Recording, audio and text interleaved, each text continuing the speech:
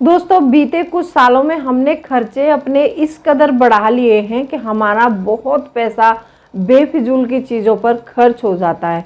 फिर बाद में हम शिकायत करने के अलावा हमारे पास कोई ऑप्शन नहीं होता कि हमारा तो खर्चा ही पूरा नहीं हो रहा, हमारे तो पैसे ही नहीं बचते हैं। और ये मैंने आजकल देखा है हर एक का यही हो गया है, लेकिन उनको ये नहीं पता है कि ये पैसे बचाना कैसे है। इस पैसे को, इसके बारे में वो विचार नहीं करती हैं, ना ये सोचती हैं कि हम खर्चे कम कैसे करेंगे तब जाके हमारा पैसा बचेगा।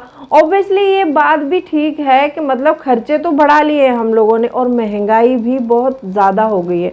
ऐसी महंगाई में पैसे कैसे बचाएं, इसके बारे में बात करेंगे। आज मैं उसको आप लोगों को स्मार्ट तरीके बताने वाली हूँ पैसे बचाने के। जो हाउस वाइफ हैं, अगर ये तरीके घर में इम्प्लीमेंट करेंगी तो वो अपने पैसे ज़रूर बचा सकती हैं।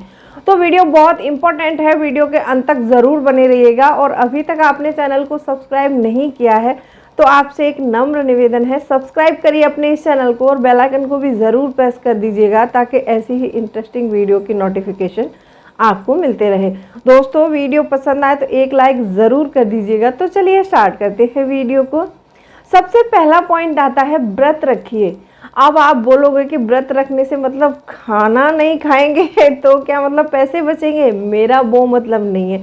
जैसे हम हफ्ते में एक दिन फास्ट रखते हैं जिसके लिए कि हमारे शरीर में बहुत सारी मतलब कोलेस्ट्रॉल वगैरह हो जाता है, इसके लिए हम फास्ट रखते हैं ना, तो हमें ये सारी चीज़ें कंट्रोल में आती है ना। तो आपको पैसे का फास्ट रखना है। अब ये पैसे का फास्ट क्या होता है, जिसको हम बोलते हैं नो स्पेंड डे। आप हफ्ते में एक बार नो स्पेंड डे ज़रूर रखिए। इसी तरह से फिर हफ्ते में रखिए, आप फिर उसको वीक पर लाइए, फिर आप एक महीने में इसको 4 बार कर सकते हैं। जहाँ भी आप ज़्यादा पैसा खर्च करते हैं, और आपको एक दिन वो रखना है कि जिस दिन पैसा बिल्कुल खर्च नहीं करना है। आप अगर ऐसा कर लेती हैं तो एक महीने में 4 दिन होते हैं। अगर आपने एक महीने में 4 दिन पैसा खर्च नहीं किया तो आपका कितना सारा पैसा बच सकता है। तो उस पैसे को आप बचा सकती हैं, क्योंकि हम खर्च तो डेली करते हैं। हम डेली कुछ ना कुछ कोई ना कोई सामान तो ऐसा परचेस करते ही करते हैं कि जो हमारे काम का नहीं होता है। अगर आप हफ्ते में एक दिन पैसे खर्च नहीं करेंगी तो उससे आपको बहुत फ़ायदा होगा। आप ये इम्प्लीमेंट करके देखिए, और मैंने इस इम्प्लीमेंट को अपने ऊपर किया है तब मैं आपको बता रही हूँ। दूसरा पॉइंट आता है कि जब भी आप ऑनलाइन शॉपिंग कर रहे हैं तो स्मार्ट तरीके से करिए। अब वो स्मार्ट तरीका क्या हो सकता है, जब भी आप कोई भी किसी भी ऐप से शॉपिंग कर रहे हैं तो इनकॉग्निट मोड पर करिए। क्योंकि इनकॉग्निट मोड पर शॉपिंग करने से क्या होता है कि आपको जो उनकी मोबाइल की जो ऐप्स हैं वो ज़्यादा ट्रैक नहीं कर पाती हैं, और आप एक ही सामान बार बार किसी ऐप पर जो है आप सर्च करते हैं तो वो सामान आपको महंगे से महंगे रेट में मिलता जाता है। उसको पता है कि इसको ये खरीदना ही है, तो बार बार जो आप सर्च करते हैं ना वो महंगा ही दिखेगा आपको। अगर इनकॉग्निट मोड पर आप शॉपिंग करेंगे तो आपकी उनको जो छवि है वो मतलब ट्रैक्स नहीं कर पाएंगे। तो आपको जब भी ऑनलाइन शॉपिंग करनी है तो इनकॉग्निट मोड पर करें।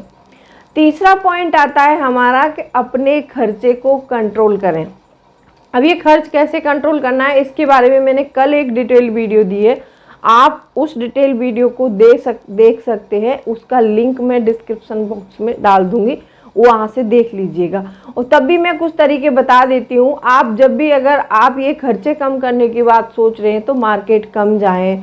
जब भी सामान खरीदें तो आपके अपने पास की लोकल शॉप से खरीदें। आप ग्रोसरी खरीद रहे हैं या फिर कोई और चीज़ खरीद रहे हैं तो आपको अपने पास वाली जो लोकल ग्रोसरी शॉप होती है उससे खरीदना है, जो कि मॉल में जाकर के बहुत ज़्यादा खर्चा हो जाता है और वहाँ पर हम अपने हाथ को रोक भी नहीं पाते हैं। क्योंकि लोकल शॉप्स में क्या होता है, आपने आजकल देखा होगा कि ज़्यादातर वहाँ पर शॉपकीपर बैठते हैं। शॉपकीपर जो होते हैं, हम लिस्ट लेके जाते हैं उनको और अपना सामान बताते हैं, वो हमें तौल करके जो भी माप करके उतना ही सामान देते हैं जितना हम उनको बताते हैं। क्योंकि वहाँ पर क्या होता है कि वो अपने हाथ से देगा आपको सामान, आपकी पहुंच नहीं है उस सामान तक, आप उसको टच नहीं कर सकते, आप उसकी शॉप से सामान उठा नहीं सकते, तो आप ज़्यादा लेंगे ही नहीं। आप उसमें क्या करते हैं, मॉल में जाते हो तो मॉल में सामान आपकी पहुंच में होता है और आप उसको मतलब टच भी कर सकते हैं, उठा सकते हैं, देख सकते हैं।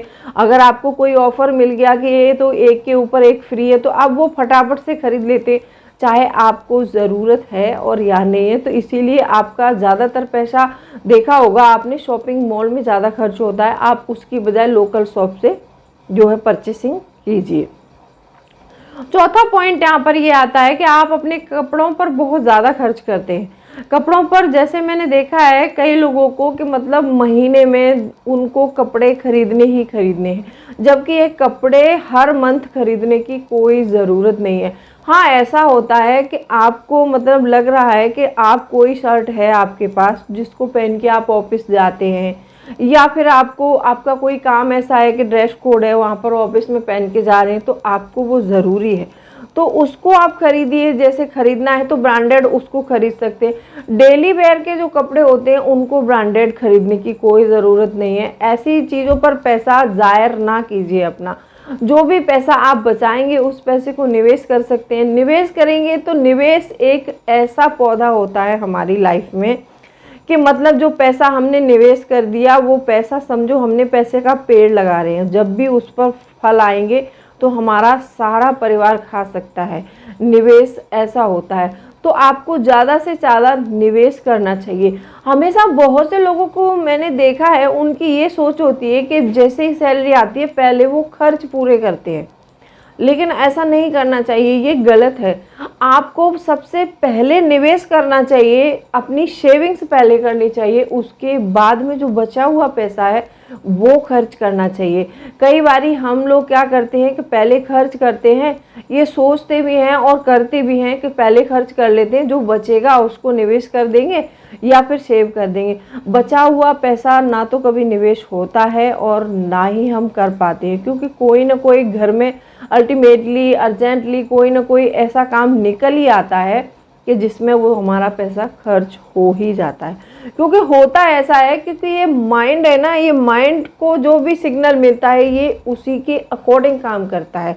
चाहे वो लेडीज हो या फिर जेंट्स हो, हर किसी का माइंड यही होता है। आपने कई बार देखा होगा कि अगर आपके हाथ में 10,000 रुपये थमा दिए जाएं और आपको बोला जाए कि इन 10,000 में से आपको 2,000 रुपये बचाने हैं, आप नहीं बचा सकते हैं। या तो अगर हाँ मतलब आप या तो बचा सकते हैं तो उसका एक ही तरीका है, या तो आप पहले ही पैसा निकाल कर अकाउंट में डाल दीजिए। आपके पास 10,000 रुपये आ जाते हैं तो उस 10,000 में से आप क्या कर सकते हैं कि पहले ही 2,000 रुपये अपने सेविंग अकाउंट में ट्रांसफ़र कर दीजिए। अब आपने सेविंग अकाउंट में ट्रांसफ़र कर दिए तो बचा आपके पास 8,000, तो आपके माइंड को 8,000 का सिग्नल मिलेगा तो हम 8,000 के अकॉर्डिंग ही खर्च चलाएंगे। अगर हमारे पास 10,000 होंगे तो हम 10,000 के अकॉर्डिंग खर्च चलाएंगे। तो अगर ऐसा होता है तो पैसे बचाने के बहुत ही स्मार्ट तरीके हैं, बस इनका इम्प्लीमेंट हमें और स्मार्ट तरीके से करना है। अगर हर कोई लेडीज़ अपने घर का मतलब जो है बजट बना के चले और अच्छे से मेंटेन करके चले तो हर औरत या फिर हर जेंट्स महीने में पैसे ज़रूर बचा सकते हैं। पैसे बचाने का एक सिंपल फंडा होता है। ऐसे बताने के लिए आप लोगों को बहुत सारे टिप्स बताए जाते हैं, लेकिन इम्प्लीमेंट अगर आप करते हो तो पैसे ज़रूर बचेंगे। लेकिन एक सिंपल फंडा ये भी है, ये सबसे बेस्ट तरीका होता है। आपको अपनी इनकम और अपनी आउटगोइंग का ख्याल रखना चाहिए। इनकम कितनी है, आउटगोइंग कितनी है, आप ये पता कर पाते हैं महीने में तो आप पैसे ज़रूर बचा सकते हैं। क्योंकि आपको इनकम तो पता है कि मेरी इनकम इतनी आ रही है, अगर आपको अपनी आउटगोइंग का नहीं पता कि मेरा खर्च कितना है, आपको अपने एक्सपेंडिचर पता ही नहीं है, तो पैसे तो सारे खर्च होने ही होने हैं। तो इसीलिए कहती हूँ मैं हर वीडियो में कि अपने एक्सपेंडिचर को पहचानो कि मेरा क्या क्या एक्सपेंडिचर है। अब वो आप पहचान कैसे कर सकते हैं, वो या तो आप लिख सकते हैं, डायरी बना सकते हैं। आजकल मोबाइल में बहुत सारे ऐसे ऐप आ रहे हैं जिनसे आप अपने खर्चे ट्रैक कर सकते हैं, तो वो ऐप्स के थ्रू भी कर सकते हैं। अगर आप ऐप्स के थ्रू नहीं करना चाहते हैं तो आप एक छोटी सी डायरी अपनी जेब में रखिए। जब भी कोई भी खर्च कर रहे हो उसी समय आप उसको नोट करिए, और जब जैसे लगे कि 1 महीना हो गया है तो फिर उसके बाद उस सारी डायरी में जो भी खर्च आपने लिखा है उसको एक बार पुनः जो है रिवाइज कीजिए। फिर वहाँ पर देखिए कि मैंने कौन से खर्चे गलत किए हैं, कौन से खर्चे सही किए हैं। शायद मैं यहाँ पैसा नहीं खर्च करता तो मेरे पैसे बच जाते। ऐसे मतलब उसको रिवाइज करना है और उसमें से देखना है, आपको उसमें से सेलेक्ट करना है कि अगले महीने ये खर्च मुझे नहीं करना है।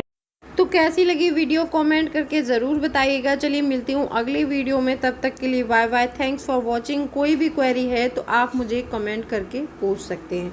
तो चलिए मिलती हूँ अगले वीडियो में नए टॉपिक के